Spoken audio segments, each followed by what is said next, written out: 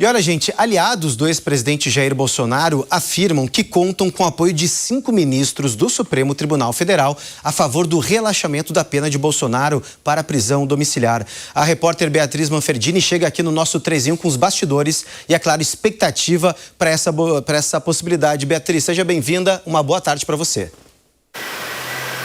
Exatamente, essa é a conta de aliados do ex-presidente Jair Bolsonaro. Dos 5 ministros, então, entre os nomes, nós temos o presidente da corte, Edson Fachin, também temos os nomes de Gilmar Mendes, Luiz Fux, André Mendonça e Nunes Marques.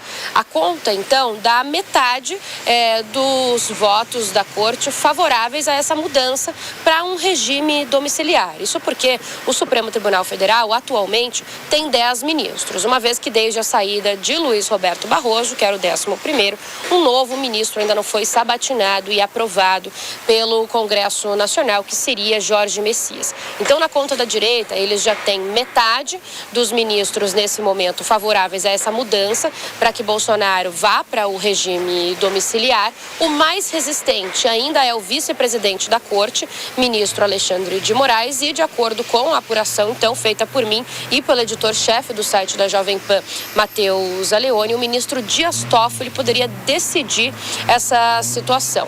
Alguns aliados consideram que ele votaria com a maioria e, por isso, então, apontam uma tendência possível de que a prisão domiciliar realmente esteja próxima de acontecer. Apesar disso, esse próximo não é tão perto assim e os indícios dessas fontes apontam que uma possibilidade, de modificação nessa situação ocorreria entre o fim de março e começo de abril, após o prazo de desincompatibilização eleitoral, que é aquele prazo que as autoridades têm para desistirem, renunciarem os cargos que ocupam atualmente, se quiserem participar da eleição de 2026. O entendimento de auxiliares do ex-presidente é que esse seria um momento ideal, de acordo com os ministros, para que Bolsonaro não interfira, não tenha ainda mais poder nas decisões eleitorais deste ano. A gente já tinha adiantado aqui na Jovem Pan essa informação, de que a prisão domiciliar estava esquentando no Supremo Tribunal Federal. As conversas foram encabeçadas principalmente pela ex-primeira-dama Michele Bolsonaro e também pelo governador de São Paulo, Tarcísio de Freitas, mas há muitos membros e aliados de Bolsonaro atuando em prol, então, dessa movimentação.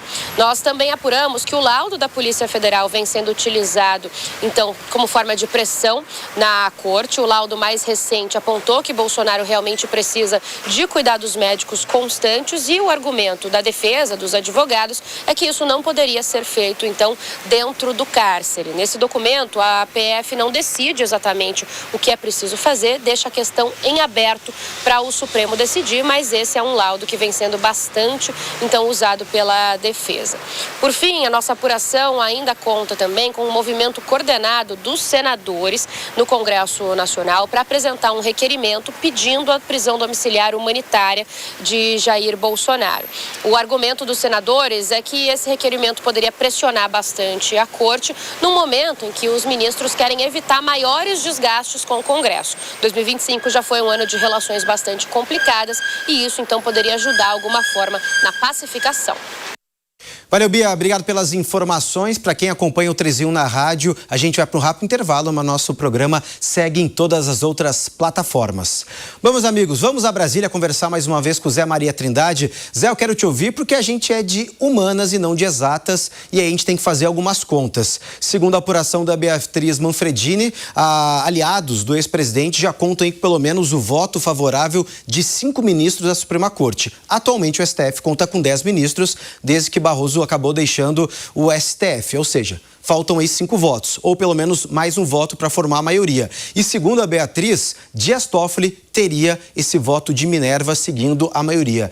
Como é que você vê, Zé, toda essa conta, ou pelo menos essa possibilidade a favor da domiciliar, só que só depois daquele período de descompatibilização aí, das legendas, até mesmo para não tumultuar o cenário eleitoral?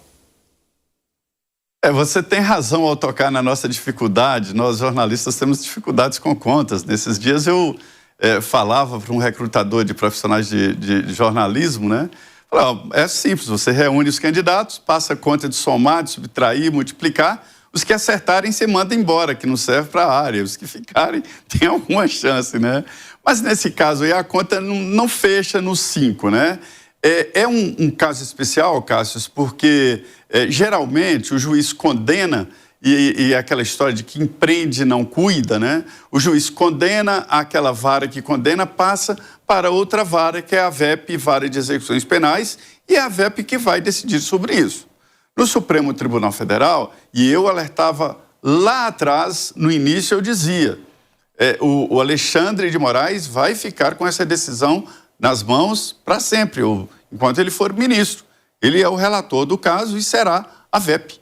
É estranho, quer dizer, a primeira turma que condenou e a primeira turma, em última instância, é a VEP, a Vara de Execuções Penais, que deveria estar nas mãos de um outro juiz. Há a possibilidade de delegação, quer dizer, o Alexandre de Moraes pode delegar a um juiz da Vara de Execuções Penais daqui de Brasília essas decisões do dia a dia. Nunca progressão e mudança de regime. Isso aí nunca houve delegação. Joaquim Barbosa foi a VEP de todos os condenados no mensalão. Foi ali que eu aprendi essa novidade em termos jurídicos, né?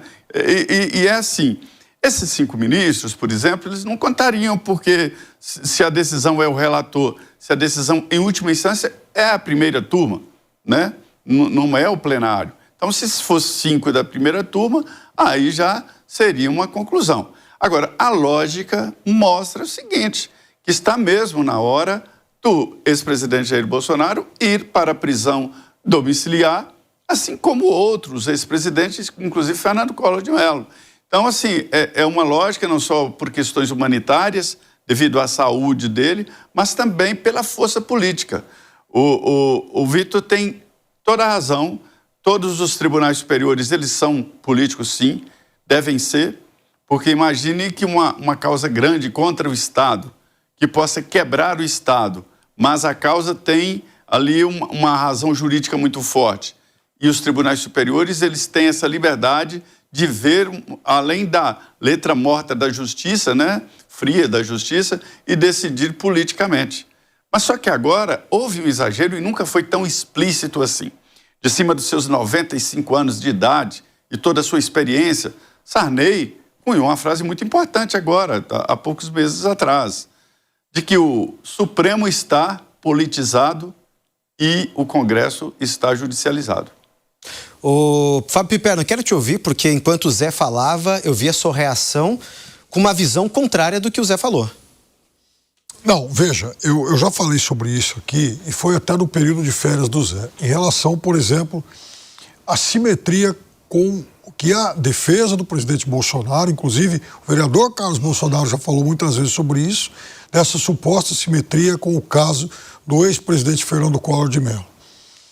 Na verdade, o ex-presidente Fernando Collor de Mello estava lá cumprindo, foi levado para um presídio que tinha seríssimos problemas. Inclusive, era um presídio tido como, enfim, um presídio que precisava lá de reforma. Até fizeram uma reforma lá na cela onde ele ficou, mas era um presídio bastante precário. Então, naquele momento, não havia instalação condizente com a situação dele. E segundo, o presidente Fernando Collor de Mello tem Parkinson, que aí sim requer um acompanhamento incessante, tal, né? Precisa ter alguém próximo a ele o tempo todo.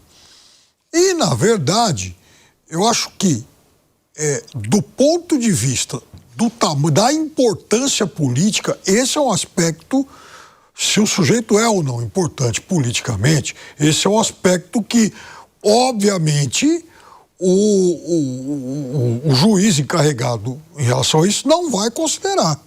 Aliás, o presidente Lula, em 2018, também era um político muito importante e, diferente do que acontece agora, ele nem chegou a obter permissão para conceder entrevista. O Fux cassou esse direito. Ô, Piperno, o Fernando Collor tem Parkinson, mas o Bolsonaro fez 9 cirurgias em decorrência da facada. Quer dizer, a gravidade, é até difícil a gente comparar, mas também é muito grave. É claro que não, ninguém está dizendo que ele não tem, que ele não tenha problemas. O que eu estou dizendo é o seguinte, o serviço médico lá da Papudinha deu um aval para que ele continue lá. E por que o Fernando Collor foi para casa? Por vários motivos. Porque o serviço médico lá provavelmente atestou em sentido contrário e o presídio de Maceió não era um presídio comparável à Papudinha. Não, mas daí ele não foi para Papudinha, ele foi para casa. Então esse é o ponto, né? Por que ele tem que ficar na Papudinha? Porque também tinha um presídio mais precário. Bom. Aliás, eu até convido a nossa audiência para checar o nome do presídio. E outra coisa. Onde estava Fernando Collor de Mello e tudo aquilo que... O Fernando Collor de Mello também ficou lá com a tornozeleira um tempo, uns 48 horas, e teve um tratamento diferente por parte da justiça, né? Teve um tratamento porque o encarregado da execução penal, no caso dele, considerou de uma outra forma. Veja, isso não existe um comportamento padrão entre todos os juízes. Tudo bem, mas deveria ter, né? O PPR não quer dizer, gente, que cada caso é um caso que precisa ser analisado, e o Gani diz também que precisa ter pelo menos essa sequência, gente, de pelo menos O Zé tá me chamando, Zé? Isso. Zé, pode complementar. Tem essa questão que o PPR está falando de cada caso é um caso, mas também o Gani lembrou que algum caso sempre acaba abrindo precedente para outro, então é importante ter um mesmo entendimento. Pode falar, Zé. Cássio, a gente não pode esquecer da situação em que o ex-presidente Jair Bolsonaro está preso, né? Ele não é um bandido, não roubou, não foi condenado por corrupção, não tem nenhum processo, todos os processos contra ele são em outros sentidos, né, de interpretação, e que há uma inaceitação não só dele e da família, mas do público em geral, da sociedade. A lei deve seguir a sociedade. Então, assim, se você olha grosseiramente que ele foi condenado a mais de 27 anos de prisão, você entende ser um crime muito grave. Mas veja bem, se soltarem o ex-presidente Jair Bolsonaro, ele não vai atacar ninguém, não vai roubar ninguém, não vai matar ninguém. Então, assim, é inócuo do ponto de vista da liberdade dele com relação à sociedade. E esta inaceitação, pela primeira vez, eu estou vendo até os próximos dele, os bolsonaristas mais legítimos ali, aceitando a pena, mas dizendo, olha, há uma perseguição e há um exagero. Então, eu entendo que pelas circunstâncias, esse processo deve ser revisto em pelo menos uma prisão domiciliar para o ex-presidente. E repito, a Constituição trata ex-presidente da República de uma maneira especial. Se a Constituição trata um ex-presidente de uma maneira especial, deve ser especial em todos os sentidos. Você não pode colocar em risco um ex-presidente da República numa penitenciária, não. Enfim, não é normal, é algo esquisito. E a gente vê isso fotografado aí nas pesquisas, mostrando que o filho dele está muito bem na população. Fosse o contrário, ele estaria pelas tabelas, né? Mas não, é preciso levar em consideração isso sim. Ô Vitor, quero te ouvir também em relação a essa possibilidade, né? E pelo menos as conversas que os aliados do ex-presidente estão tendo com o ministro do STF na tentativa, né, de reverter essa situação para que Bolsonaro vá para domiciliar. Definitivamente tem uma questão que opera também no plano político, né? O timing do ano eleitoral, eu acho que deve estar tornando essa decisão muito complicada dentro da corte. O campo bolsonarista, ele vem de uma sequência de reveses muito comprida, né? Ao longo de 2025, o compromisso que tentava ser feito ali com a Suprema Corte nunca veio, e a gente viu o processo correndo com notória agilidade, né? Inclusive, Bolsonaro foi preso em tempo recorde pela dimensão, né? Pela relevância do processo.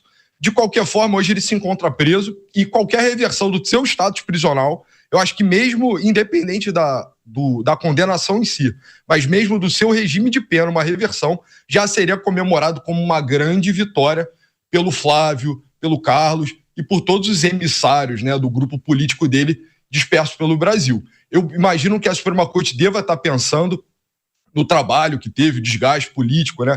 O envolvimento. Hoje em dia, o grau de confiabilidade da Suprema Corte caiu bastante, vai exigir um trabalho muito duro para poder retomar a confiabilidade que se tinham nos juízes, né? No magistério, no geral, no Brasil, uma posição que se encontra desgastada como nunca, e eles devem estar pensando que, de repente, conceder uma vitória nessa altura do campeonato pode acabar sendo uma renúncia grande demais. Por mais que, e eu concordo com o José Maria também, que o status presidencial é notavelmente especial também, está claramente tipificado na Constituição brasileira. Então, a ideia de um ex-presidente da República, por mais que ele já tenha violado a tornozeleira eletrônica em casa, por mais que a acusação seja tremendamente grave, eu acho também não é cabível, de verdade, não é cabível no ordenamento jurídico brasileiro a situação que se coloca hoje em dia, mas, por outro lado, dá para entender a questão do timing político que opera por detrás.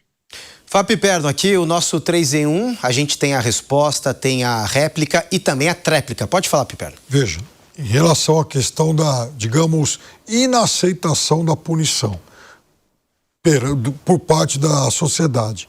É inaceitação por parte da sociedade mais ligada, mais próxima ao presidente Bolsonaro. Todas as pesquisas dos grandes institutos apontam que a maioria da população, sempre 50 e tantos, né, com pelo menos uns 10 pontos de margem, eram favoráveis à prisão do presidente Bolsonaro. E é muito bom a gente sempre esclarecer que o presidente Bolsonaro, até por conta do seu status de ex-presidente da República, ele também recebe tratamento especial. O presidente Bolsonaro está praticamente dentro de um apartamento lá, uma área com mais de 60 metros quadrados de uso privativo. Não existe nenhum outro detento aqui no Brasil que tenha todo esse cuidado, toda essa atenção. Então ele já tem como preso um tratamento diferenciado em relação a todos os 800 e tantos mil detentos do Brasil.